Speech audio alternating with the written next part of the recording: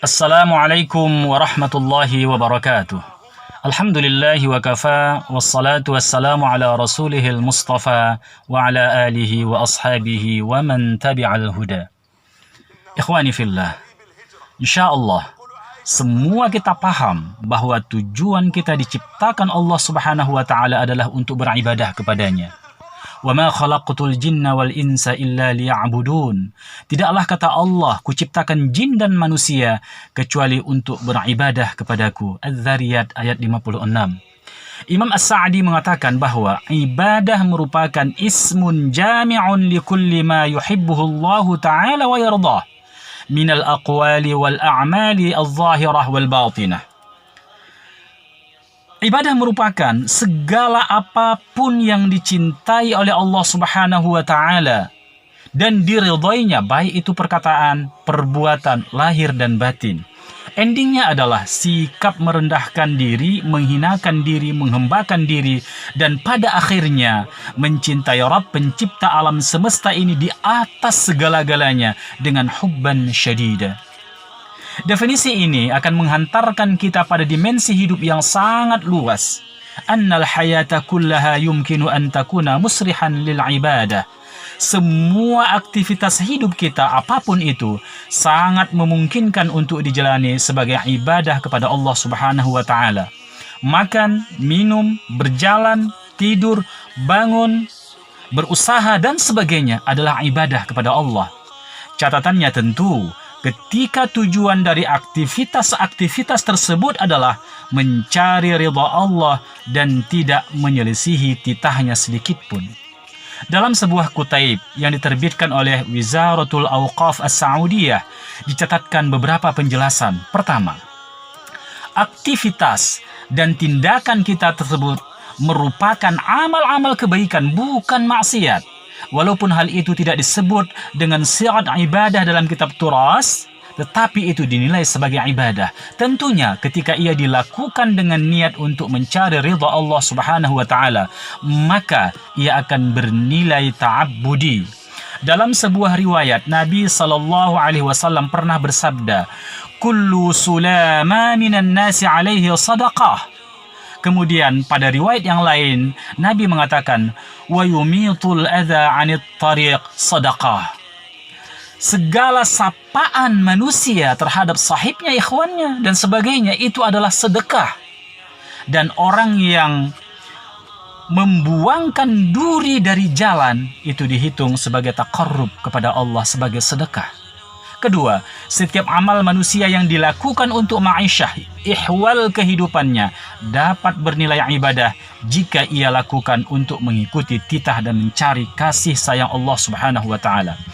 Suatu ketika, Nabi berpapasan dengan seorang laki-laki. Para sahabat merasa takjub kepada antusias dan semangat orang ini bekerja dalam ma'isyah kehidupannya. Lalu para sahabat berkomentar, andai saja tindakannya ini dihitung jihad fi sabilillah, tentu luar biasa. Lalu Rasulullah SAW menimpali, apakah fi sabilillah itu hanya berperang? Wa ma sabilullah illa man qatal. Nabi melanjutkan, in kana kharaja yas'a ala waladihi sigharan fahuwa fi sabilillah.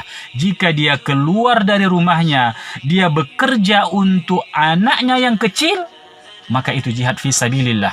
Wa in kana kharaja yas'a ala abawayhi syaikhaini kabiraini fahuwa fi sabilillah.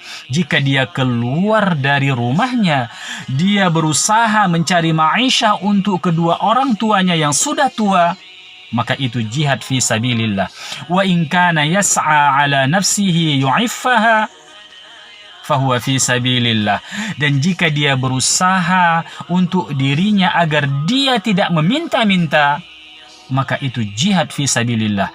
Bahkan sebaliknya, wa in kana kharaja yas'a riya'an wa tafakhuran fahuwa fi sabilis syaitan. Jika dia keluar dari rumahnya, dia berusaha tetapi dia ria dan sombong untuk mendapatkan keriaan dan kesombongan, maka dia berada pada jalan syaitan. Syekh Ibnu Utsaimin memberikan uraian yang sangat bagus dalam jalsat Ramadaniyah pada tahun 1410 Hijriah. Beliau menjelaskan bahwa perbuatan yang mubah, perbuatan yang biasa dengan niat ibadah bisa bernilai ibadah.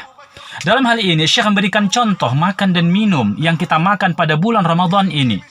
Hal itu akan bernilai tinggi taqarrub dan ibadah kepada Allah tatkala kita melakukan beberapa hal.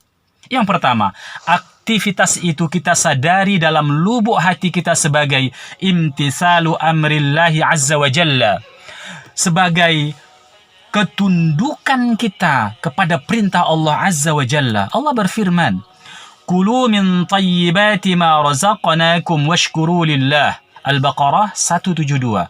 Makan kamulah yang baik-baik dari apapun yang kami rezekikan kepada kamu, kata Allah, dan kamu mesti bersyukur kepada Allah Subhanahu wa taala. Yang kedua, kata beliau, kita meniatkan makan dan minum itu untuk menjaga fisik kita. Fisik ini merupakan amanah untuk menjalani hidup duniawi menuju ukhrawi kita. Karena itu, ia harus dijaga dan dipelihara dengan baik. Di antara cara menjaganya adalah dengan meniti hukum-hukum kauniyah atau sunnatullah, yaitu makan dan minum yang dibutuhkan oleh tubuh kita. Allah berfirman di dalam Al-Quran, وَلَا تُلْقُوا بِأَيْدِيكُمْ إِلَى التَّهْلُكَةِ Al-Baqarah 195. Jangan kamu campakkan, kamu jatuhkan diri-diri kamu ke dalam kebinasaan. Yang ketiga, kata beliau, kita berniat sebagai at-tana'umu bini'amillahi ta'ala. Yakni hal itu merupakan qurbah untuk mendekatkan diri kepada Allah, di mana seseorang sadar akan nikmat Allah yang dimakan dan diminumnya. Tentu implikasinya adalah akan mendatangkan kesyukuran kepada pemberi dan pencipta nikmat itu. Hal itu akan muncul di dalam hatinya. Usahakan nikmat. Allah juga memerintahkan kita untuk mengambil rukhsah atau keringanan dalam ibadah tatkala kita safar dan sakit. Betapa lagi kalau kita menikmati nikmat Allah yang diberikan untuk kita dan kita merasakan serta mensyukurinya. Nabi bersabda, "Innallaha yuhibbu an tu'ta rukhasuhu kama yakrahu an tu'ta ma'siyatuhu." Sesungguhnya Allah mencintai orang yang mengambil keringanan yang diberikannya, sebagaimana juga Allah membenci orang yang melakukan kemaksiatan kepada dirinya. Allah mencintai orang-orang yang mengambil keringanan, dan Allah mencintai orang-orang yang mengambil nikmat dan mensyukuri nikmat itu. Yang keempat, kita meniatkan at-taqawwi 'ala ta'ah, yakni ketika kita makan dan minum, kita berazam untuk melaksanakan titah Allah dengan kekuatan yang dihasilkan dari nikmat yang kita makan dan kita minum itu. Akhi fillah, di sini kita menyadari betapa pentingnya niat dan azam yang ada di hati kita. Yakni, dalam setiap aktivitas yang kita lakukan, tindakan-tindakan itu menjadi bernilai yang tinggi sebagai ibadah, sebagai taqarrub, tatkala kita mengasaskannya dengan niat dan tujuan karena Allah Subhanahu wa taala. Innamal a'malu binniyat wa innamal likulli imri'in ma nawa. Nabi bersabda, sesungguhnya amal-amal itu dinilai berdasarkan niatnya, dan bagi setiap orang akan memperoleh apa yang diniatkannya. Karena itu sangat tepat ungkapan berikut ini. Wal ghafilu takunu ibadatuhu 'adatin lakinil muwaffiqu yaj'alu min 'adatihi ibadat. Orang yang lalai dari niat, maka ibadahnya hanya menghasilkan aktivitas biasa, ada. Akan tetapi orang yang memiliki niat dan tujuan karena Allah akan menghasilkan aktivitas biasa menjadi ibadah. Ikhwani fillah, kita menyadari bahwa ibadah yang kita lakoni itu dapat kita tandai dari dua kriteria. Yang pertama disebut dengan ibadah mahdhah. Yang kedua, ibadah ghairu mahdhah. Abu Bakar Salim Sahal mengatakan, ibadah mahdhah adalah ibadah yang memiliki kekhasan dalam kriteria dan tata cara serta bentuk-bentuknya yang sudah jelas bagi kaum muslimin. Sementara ibadah ghairu mahdhah merupakan segala aktivitas yang di situ kita bisa melakukannya dan non-muslim juga bisa melakukannya. Contohnya, seperti memberikan hadiah kepada seseorang. Atau ia hanya sebagai kebiasaan yang dilakukan tanpa menghadirkan niat. Ia menjadi ibadah ghairu mahdhah ketika diniatkan karena mencari ridha Allah Subhanahu wa taala. Pada ibadah mahdhah ada prinsip yang harus kita pahami. Dalam ibadah mahdhah itu kita mesti ittiba', mengikut Rasulullah sallallahu alaihi wasallam dalam semua tata cara dan kaifiatnya. Karena para ulama mengatakan al-aslu fil ibadat butlan hatta yaqumad dalil ala wujudihi. Prinsip dasarnya semua ibadah itu batal, nggak boleh dilakukan, tidak sah, sehingga ada dalil mengatakan itu sebagai ibadah. Sementara prinsip dari ghairu mahdhah, ibadah ghairu mahdhah adalah boleh. Di sana kita diperintahkan untuk kreatif, berkreasi. Sebab prinsipnya adalah al-aslu fil asya ibahah hatta yaqumad dalil ala khilafihi. Prinsip dasarnya segala sesuatu itu boleh dilakukan sehingga ada dalil yang menyelisihinya. Ikhwani fillah, mari pada bulan Ramadan ini kita jadikan semua aktivitas kita bernilai ibadah. Kuncinya adalah niat karena Allah Subhanahu wa taala dan tujuannya hanya untuk mencari ridha Allah.